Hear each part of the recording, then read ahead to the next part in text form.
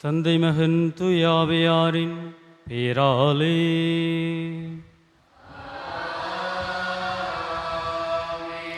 நம் ஆண்டவராகிய இயேசு கிறிஸ்துவின் அருளும் கடவுளின் அன்பும் தூயாவியானவரின் நட்புறவும் உங்கள் அனைவரோடும் இருப்பதாக.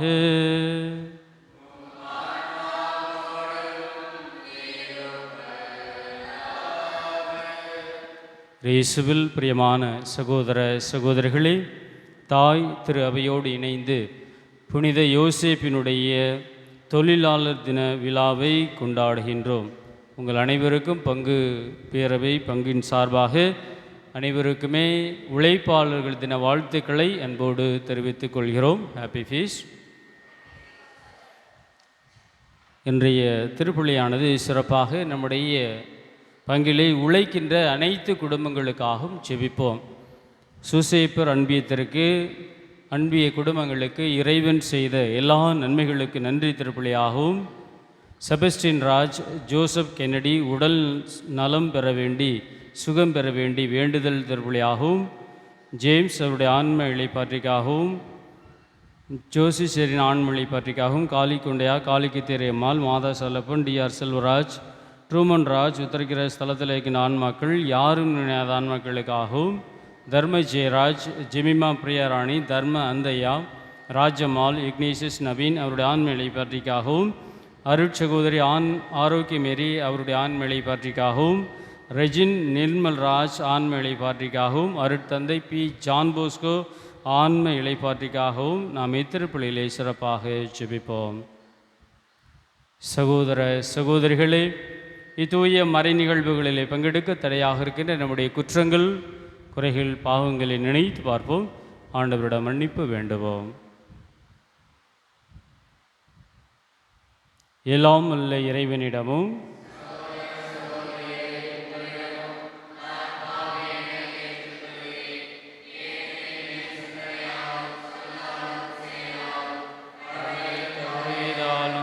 பாவங்கள் பல செய்தேன். என் பாவமே என் பெரும் பாவமே. ஆயால் இப்பொழுதும் கனியான புனித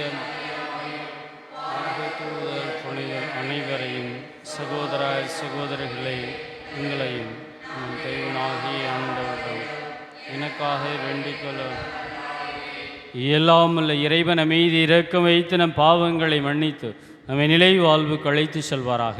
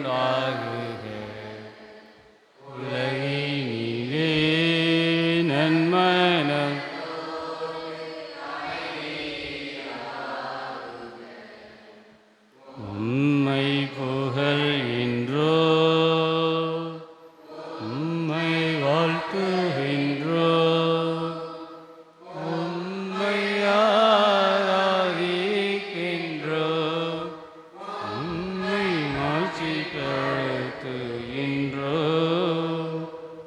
உமது மேலான ஆட்சியின் பொருட்டு உமக்கு நன்றி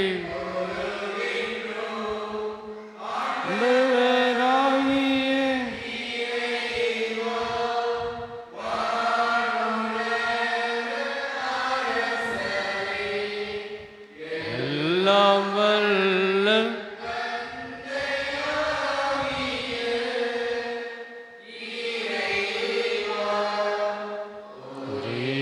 மகனார் உதித்த ஆண்டவரே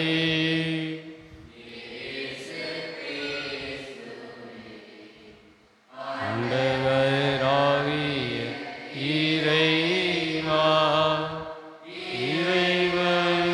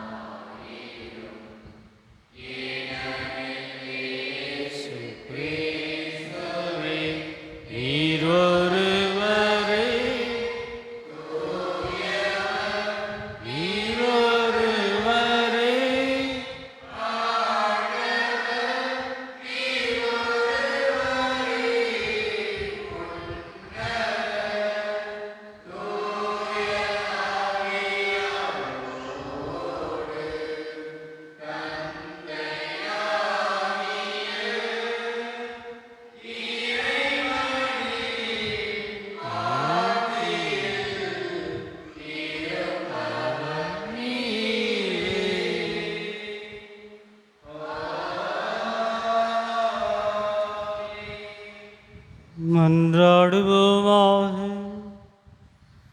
இறைவா, அனைத்தையும் உருவாக்கியவரே, மனிதர் உழைக்க வேண்டும் என்னும் நெறிமுறையை வகுத்துள்ளீரே. அதனால் புனித யோசேப்பின் எடுத்துக்காட்டாலும் பாதுகாவலாலும் நீர் கட்டளையிட்டதை நாங்கள் நிறைவேற்றவும் நீர் வாக்களித்த பரிசை பெற்றுக்கொள்ளவும் அருள்வீராக. உம்மோடு தூயாவையாரின் ஒன்றைப்பில் இறைவனாய் என்றென்றும் வாழ்ந்து ஆட்சி செய்கின்றவருளியாக உம்மை மன்றாடுகிறோம்.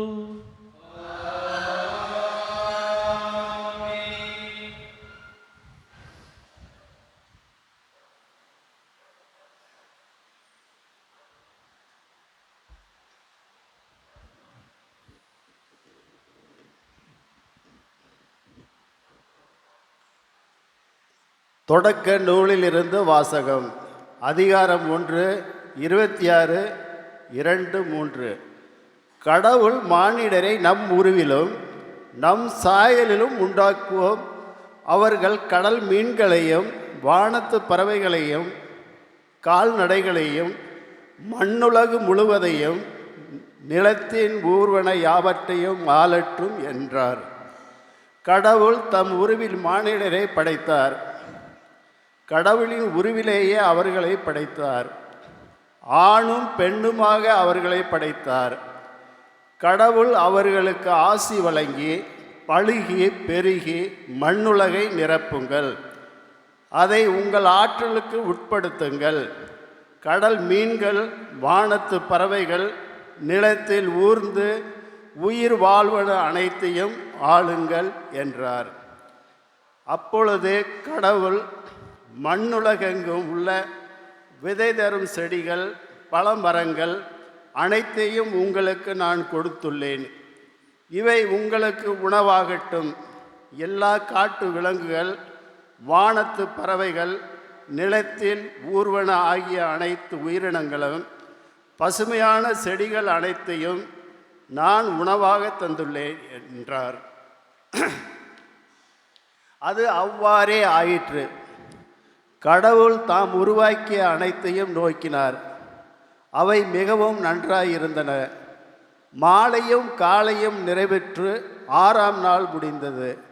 விண்ணுலகும் மண்ணுலகும் அவற்றில் உள்ள அமைப்புகள் அனைத்தும் உருவாக்க பெற்று நிறைவேறின. மேலும் கடவுள் தாம் செய்த வேலையை 7ஆம் நாளில் முடித்திருந்தார்.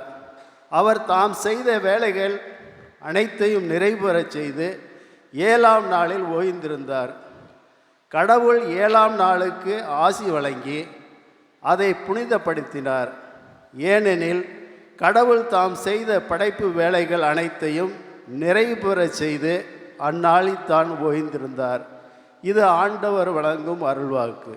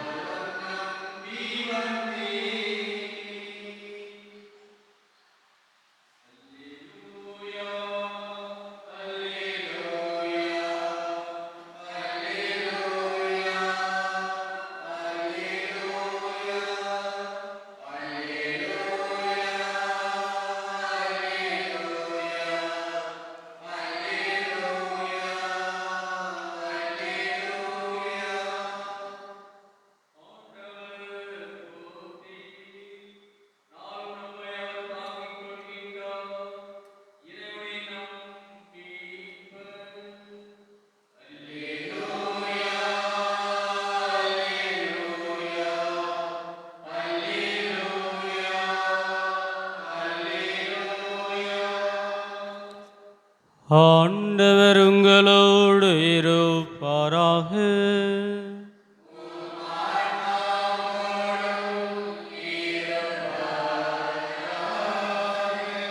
புனித மத்தேயு எழுதிய நற்செய்தியிலிருந்து வாசகம்.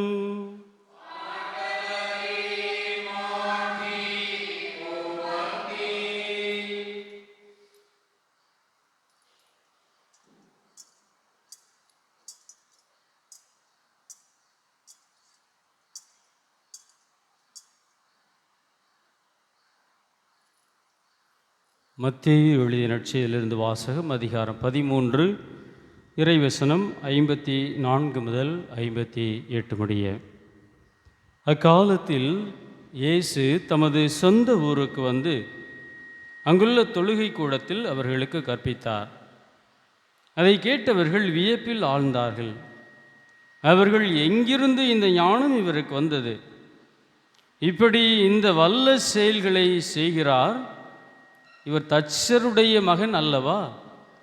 இவருடைய தாய் மரியா என்பவர் தானே? யாக்கோப்பு, யோசேப்பு, சீமோன், யூதா ஆகியோர் இவருடைய சகோதரர் அல்லவா? இவர் சகோதரர்கள் எல்லாரும் நம்மோடு இருக்கிறார்கள் அல்லவா? பின் இவருக்கு இவையெல்லாம் எங்கிருந்து வந்தன என்றார்கள். இவ்வாறு அவரை ஏற்றுக்கொள்ள அவர்கள் தயங்கினார்கள். இயேசு அவர்களிடம், தம் சொந்த ஊரிலும் வீட்டிலும் தவிர மற்றெங்கும் இறைவாக்கினர் மதிப்பு பெறுவர் என்றார். அவர்களுக்கு நம்பிக்கை இல்லாததால் அவர் அங்கு பல வல்ல செயல்களை செய்யவில்லை. ஆண்டவரின் அருள்வாக்கு.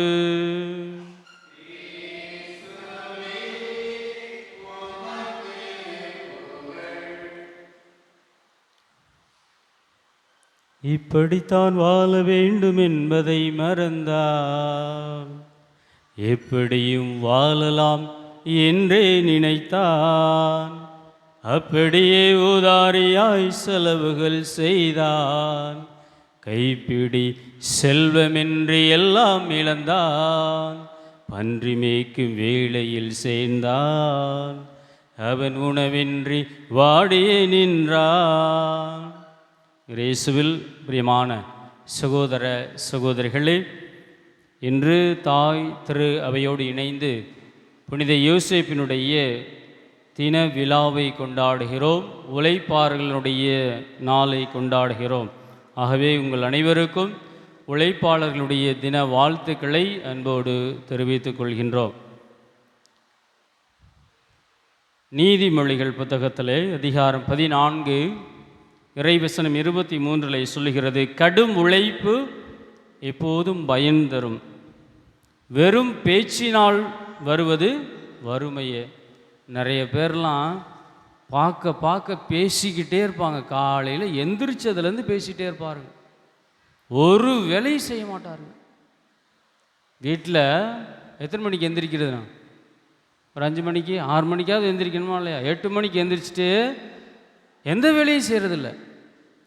பிறகு எப்படி நம்முடைய வாழ்க்கை தரம் முன்னேறும்? நாம் முன்னேறவில்லை என்றாலும் நம்முடைய பிள்ளைகளுடைய வாழ்க்கை தரம் முன்னேற வேண்டுமா அல்லவா? பொழுது நீக்கி தூங்கிக்கிட்டே இருந்தால் முன்னேறிடலாமா? எப்படி மாற்றம் வரும்? நம்முடைய குடும்பத்தில் பொருளாதார மாற்றம் நடக்க வேண்டும் என்றால் நாம் உழைக்க வேண்டும். ஆகவே இந்த உழைப்பினுடைய முக்கியத்துவத்தை புனித யோசேப்பு சொல்லுகிறார். இயேசுவை பார்க்கிறார்கள், இயேசு செய்கின்ற அருமடையாளங்கள், இயேசு பேசுகின்ற பேச்சு, அவருடைய ஞானம், அவருடைய விவேகம், அதையெல்லாம் பார்த்துக்கொண்டு இவர் தச்சருடைய மகன் அல்லவா, இவருக்கு எங்கிருந்து இந்த ஞானம் வந்தது என்று அவரை ஏளனமாக நினைக்கிறார்கள். உழைப்பு உங்களிடம் இருந்ததென்றால் நீங்கள் நிச்சயமாக, நீங்கள் ஏழையாக பிறந்தாலும் இறக்கின்ற பொழுது கோடீஸ்வரராக இறக்கலாம். Praise the lord, hallelujah, praise the lord. என் அன்பு சொந்தங்களே, இருக்கின்றவர்களோ இல்லாதவர்களோ நீங்கள் உழைத்தால் ஒழிய வாழ்வில் முன்னேறவே முடியாது என்பதை இன்றைய நாள் மிக அழகாக நம்மை சிந்திக்க அழைப்படுகிறது. அப்துல் கலாமை பற்றி எல்லாருக்கும் தெரியும் இல்லையா? மிகப்பெரிய ஒரு என்னது, யார் அவர்? சயின்டிஸ்ட், மிகப்பெரிய ஒரு சயின்டிஸ்ட். ஒரு காலத்தில் 12வது படிக்கிறதுக்கு முன்னாடி வீடு வீடாக பேப்பர் போட்டார். அவருடைய அந்த கஷ்டப்பட்ட அந்த நிலை யாருக்குமே தெரியாது.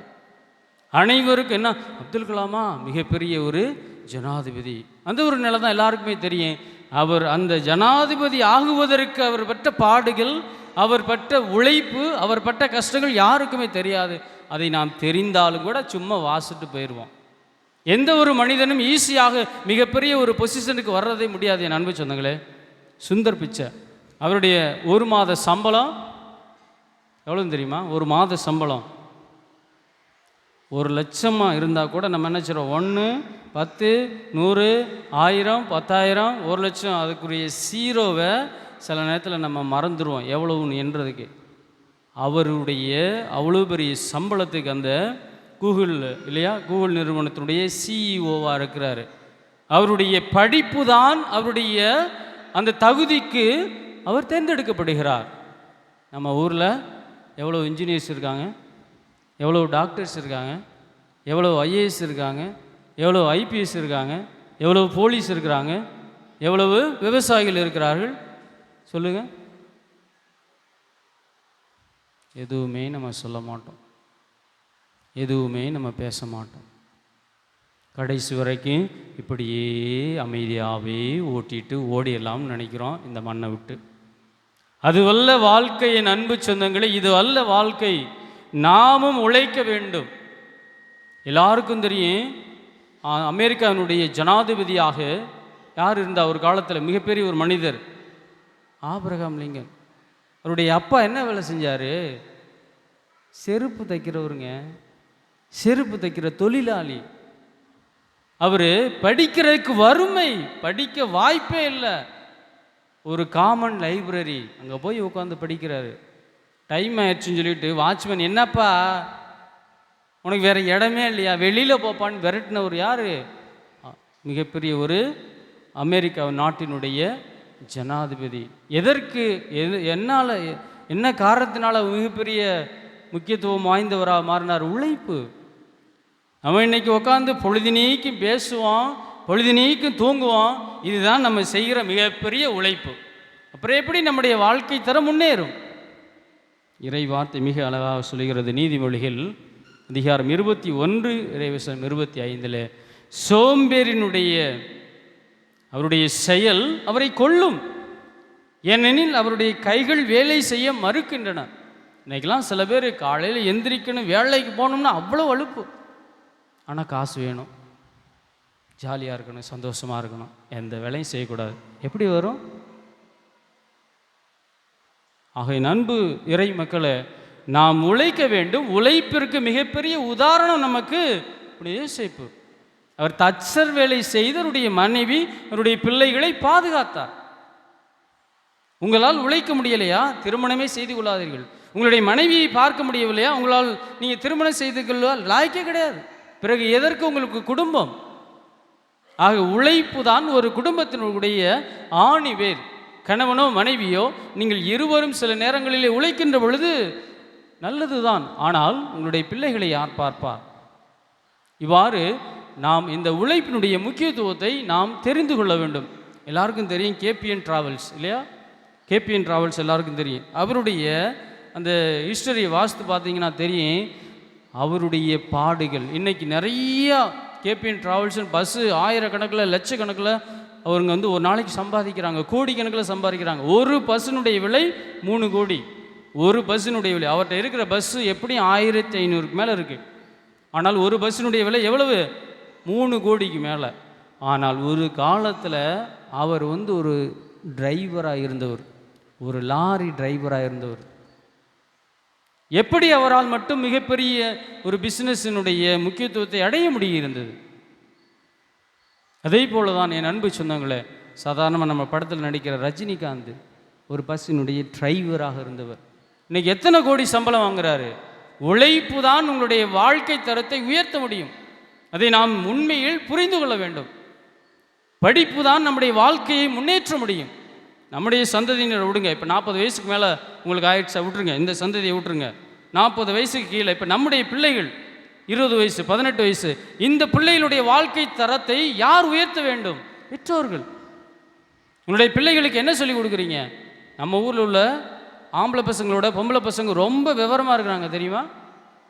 ஆம்பளை பசங்கள்லாம் பாவம் உண்மையை சொல்லப்போனால், ஆனால் பொம்பளை பிள்ளைங்கள்லாம் நிறைய அறிவோடு இருக்கிறார்கள். அவர்களை ஏன் நீங்கள் சரியான வழியிலே அவர்களை கொண்டு போய் சேர்க்க முடியாது? ஒரு அரசு அலுவலகர் மிகப்பெரிய ஒரு ஐஏஎஸ் ஆகலாம், இங்கே 4 ஐஏஎஸ் கூட உட்கார்ந்துருக்கலாம், தெரியல. ஆனால் அதற்குள்ள முயற்சியை ஒவ்வொரு பெற்றோர்களும் நீங்கள் எடுக்கிறீர்களா?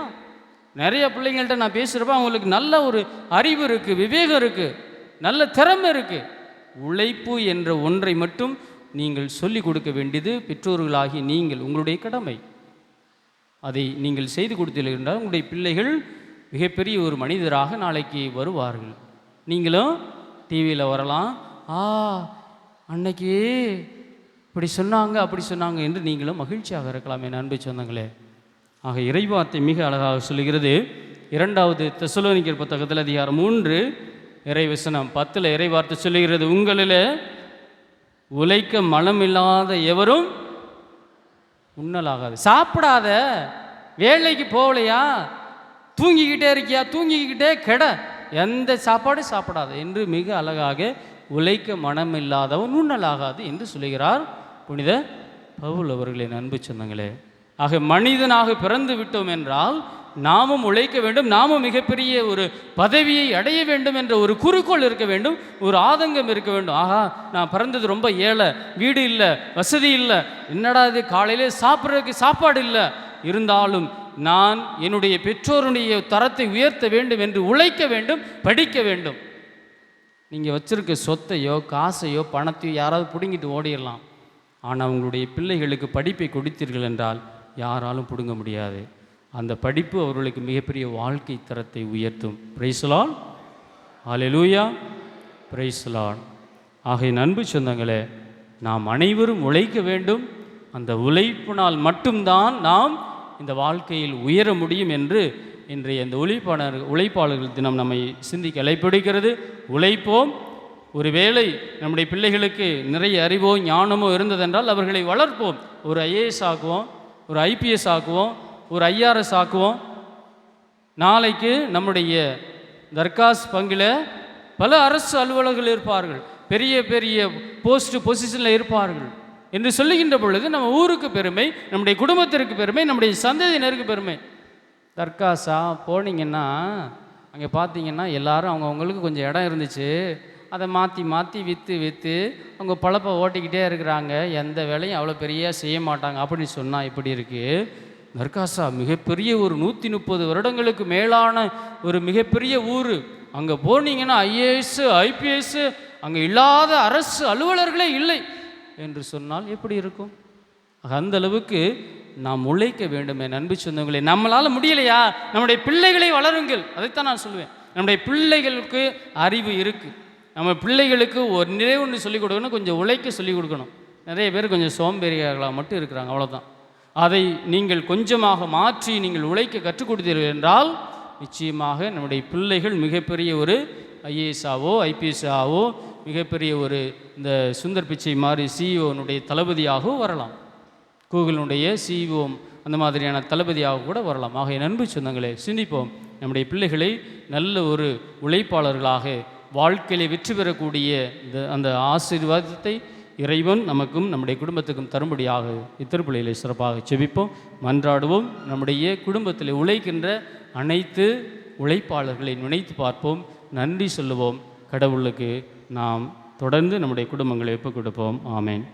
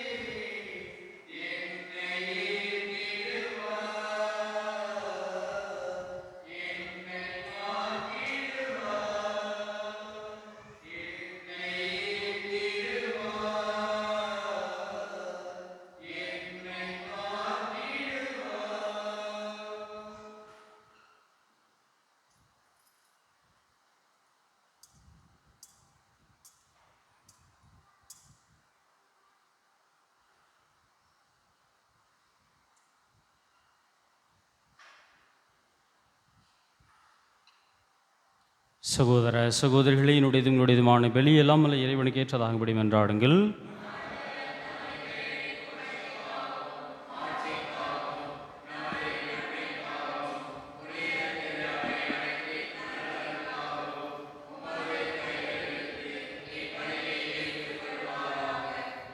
இரக்கம் அனைத்துக்கும் ஊற்றாகிய இறைவா, புனித யோசேப்பின் நினைவு கொண்டாட்டத்தில் நாங்கள் உமது மாண்புக்காக கொண்டு வரும் எங்கள் காணிக்கைகளை கண்ணோக்கி அருளும்.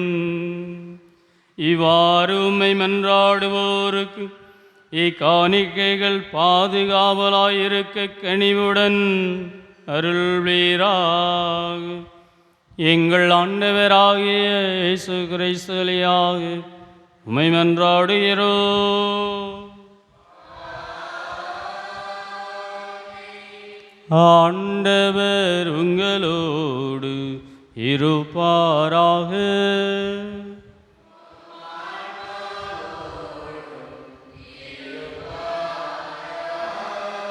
இதயங்களை மேலே எழுப்புங்கள்.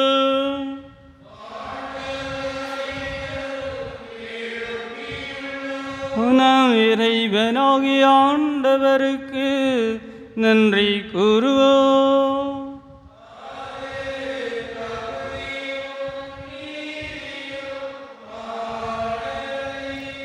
ஆண்டவரே, தூயவரான தந்தையே, என்றுமுள்ள எல்லாமல்ல இறைவா, எந்நாளும் எவ்விடத்திலும் நாங்கள் உமக்கு நன்றி செலுத்துவதும் புனித யோசேப்பின் நினைவு கொண்டாட்டத்தில் தக்க புகழரை சாற்றி உம்மை ஏத்தி போற்றுவதும் மெய்யாகவே தகுதியும் நீதியும் ஆகும்.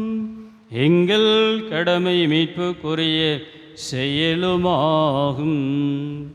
நேர்மையாளராகியவரை கடவுளின் தாயாகிய கன்னிமரியாவுக்கு கணவராக தந்தருளினி. தூயாவி நிழலிட்டதா அந்த அன்னை கருத்தரித்த உம்முடைய ஒரே திருமகனாகிய எங்கள் ஆண்டவர் இயேசு கிறிஸ்துவுக்கு தந்தையை போல இருந்து காப்பாற்றும் வண்ணம் நம்பிக்கை முன்மதியுமுள்ள பணியாளரிடம் அவரை உமது குடும்பத்துக்கு தலைவராக ஏற்படுத்தினீ. கிறிஸ்து வழியாகவே உமது மாண்பை வானதூதர் புகழ்கின்றன. தலைமை தாங்குவோருமை வழிபடுகின்றன. அதிகாரம் செலுத்துவோரும் திருமுன் நடுங்குகின்றன. வானங்களும் அவற்றிலுள்ள ஆற்றல்களும் சேராவின்களும் ஒன்று கூடிய கிளைத்து கொண்டாடுகின்றன. அவர்களோடு எங்கள் குரலையும் சேர்த்து கொள்ளுமாறு நாங்கள் உம்மை தாழ்மையுடன் நிறைஞ்சு புகழ்ந்து ஒரே குரலாய் பாடுவதாவது: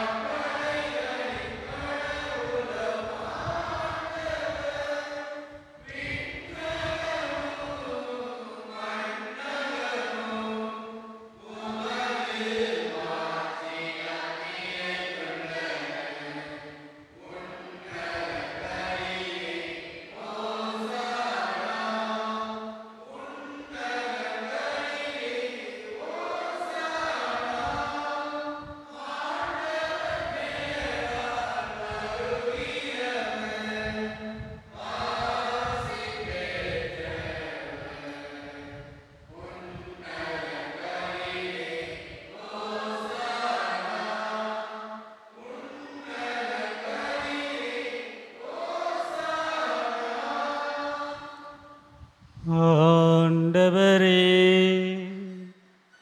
நீர்மையாகவே தூயவர், தூய்மை அனைத்துக்கும் ஊற்று. ஆகவே உம்முடைய ஆவியை ஒளிந்து இக்காணிக்கைகளை தூய்மைப்படுத்த உம்மை வேண்டுகின்றோம். இவ்வாறு எங்கள் ஆண்டவர் இயேசு கிறிஸ்துவின் உடலும் இரத்தமுமாக எங்களுக்கு இவை மாறுவனவாக. அவர் பாடுபட உலம் கனிந்து தம்மை கையளித்த போது அப்பத்தை எடுத்து நன்றி செலுத்தி அதை பிட்டு தம் சீடருக்கு அளித்து இயேசு கூறியதாவது: அனைவரும் மீதிலிருந்து பெற்று உண்ணுங்கள், ஏனெனில் இது உங்களுக்காக கையளிக்கப்படும் என் உடல்.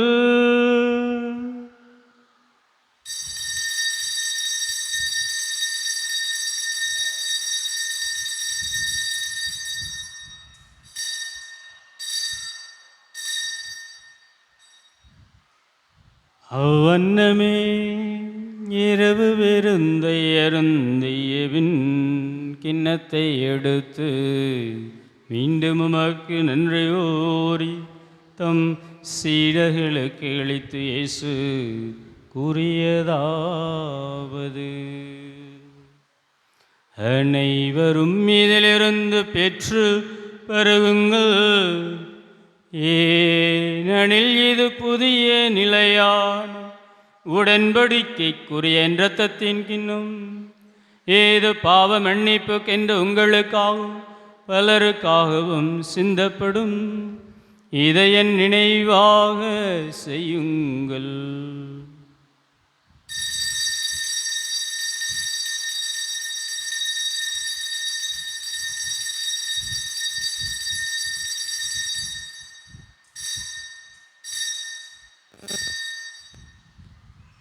நம்பிக்கையின் மறைபொருள்.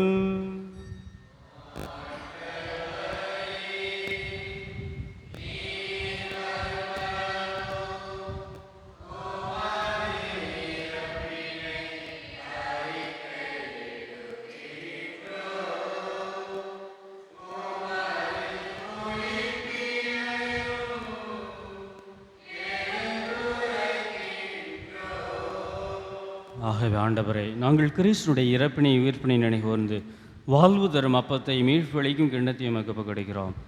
உம் தருமன் என்ற ஊழியம் புரிய தகுந்தவர்களை நாங்கள் ஏற்றுக்கொண்டீர். எனவே எமக்கு நன்றி செலுத்துகிறோம்.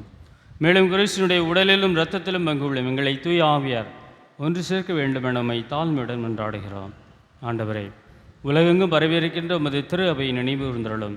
எங்களுடைய திருத்தந்தை பிரான்சிஸ், எங்களுடைய ஆயர் நீதிநாதன், எல்லா திருநிலையினராக அனைவரோடும் உமது திரு அவை அன்பில் நிறைவேறச் செய்தருளும். தந்தையை சிறப்பாக உழைக்கின்ற அனைத்து குடும்பங்களையும் அனைத்து தொழிலாளர்களையும் உடைய பாதத்தில் ஒப்புக் கொடுத்து மன்றாடுகிறோம், செபிக்கிறோம். இயேசுவே, வாழ்விலே முன்னேறுவதற்கு தேவையான அந்த பொருளாதாரத்தை அவர்களுக்கு நிறைவாக தந்து நல்ல உடல் உள்ள ஆன்மீக சுகத்தை தந்து குடும்பத்தை ஆசீர்வதித்து வழிநடத்த மன்றாடுகிறோம், இறைஞ்சுகிறோம்.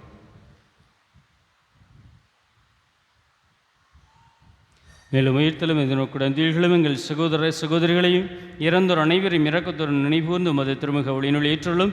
எங்கள் அனைவரும் மீது இரக்கமாயிரும். கடவுளின் கன்னித்தாயான புனித மரியா, அவருடைய கணவரான புனித இயேசு, புனித திருத்துதர்கள், இவ்வுலகிலே உமக்கு உகந்தவராயிருந்த ஆகிய புனிதர் அனைவருடனும் நாங்கள் நிலைவாழ்விலை பங்கு கொள்ளும் தகுதி பெற்று திருமகன் இயேசு கிறிஸ்து சொல்லியாக உம்மை புகழ்ந்தித்து மரமரள உம்மை மன்றாடுகின்றோம்.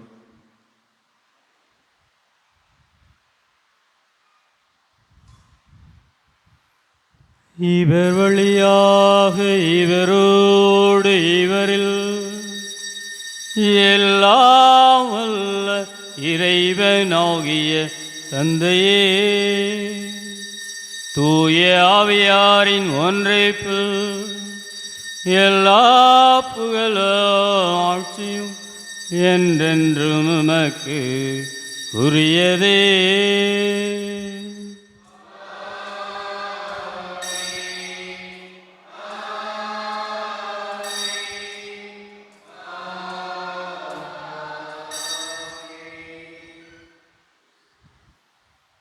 மீட்பரின் கட்டளையால் கற்பிக்கப்பட்டு இறை வெடிப்பினையால் பயிற்சி பெற்ற நாம் நம்முடைய ஊரிலே உழைக்கின்ற அனைத்து உழைப்பாளர்களுக்காக மன்றாடுவோம். விண்ணுலகில் இருக்கிற எங்கள் தந்தையே,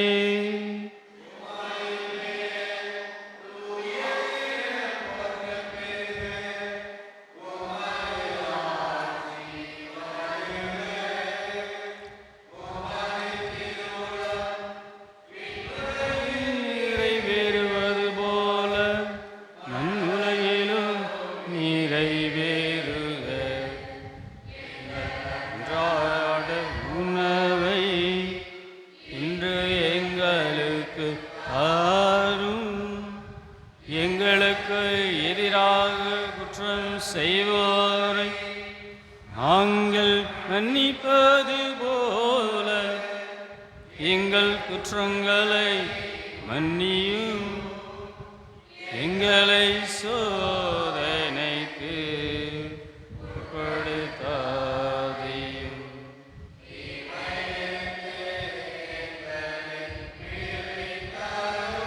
ஆண்டவரே, தீமை அனைத்திலிருந்தும் எங்களை விடுவித்து எங்கள் வாழ்நாளில் அமைதியை கனிவுடன் அருள உம்மை மன்றாடுகின்றோம்.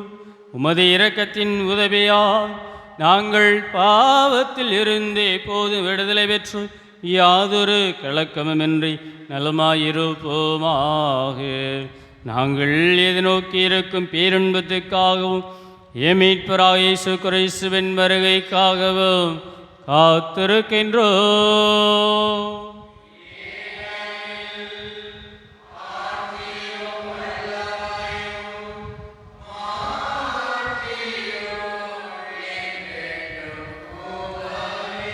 ஆண்டவரே இயேசு கிறிஸ்துவே, அமைதியை உங்களுக்கு விட்டு செல்கின்றேன், என் அமைதியையே உங்களுக்கு அளிக்கின்றேன் என்று உம் திருத்தூதர்களுக்கு மொழிந்தீரே.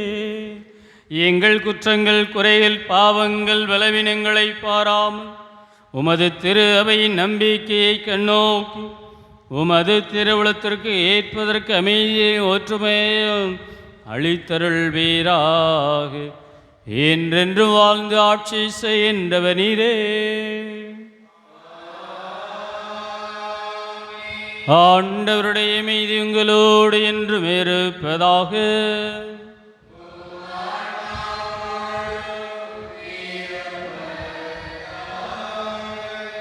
ஒருவருக்கொருவர் ஆண்டவருடைய அமைதியை பகிர்ந்து கொள்வோம்.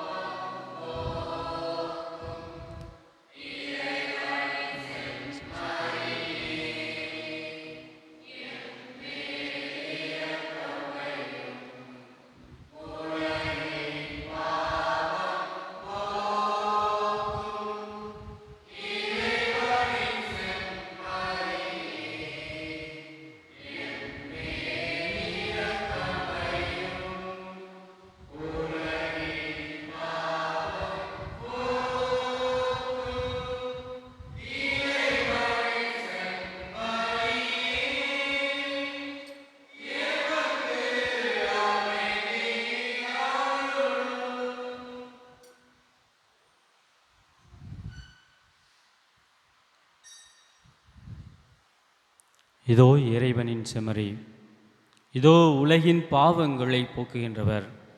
நம்முடைய உழைப்பையும் நாம் உழைத்து உண்ண வேண்டும் என்று சொல்கின்ற நம் ஆண்டவர். அவருடைய செம்மறியின் விருந்துக்கு அழைக்கப்பெற்று நாம் அனைவரும் பேறு பெற்றோர்.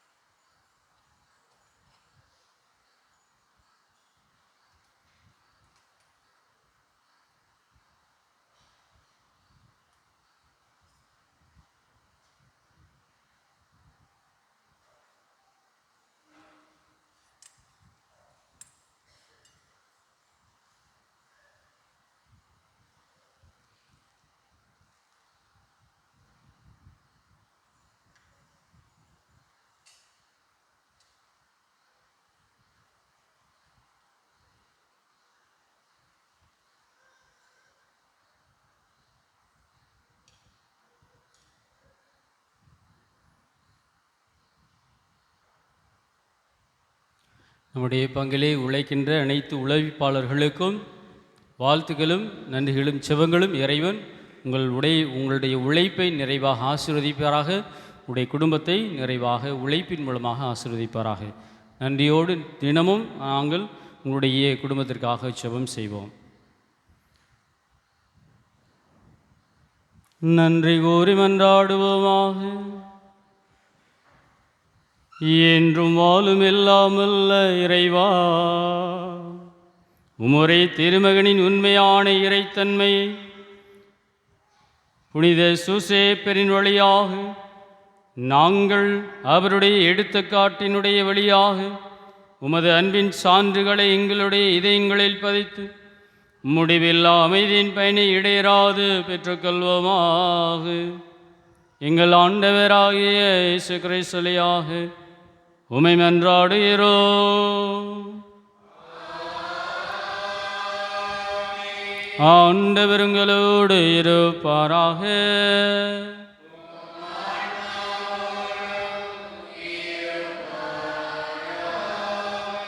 எல்லாம் வல்ல இறைவன் தந்தை மகன் தூய ஆவியார் உங்கள் குடும்பங்களை ஆசீர்வதிப்பாராக.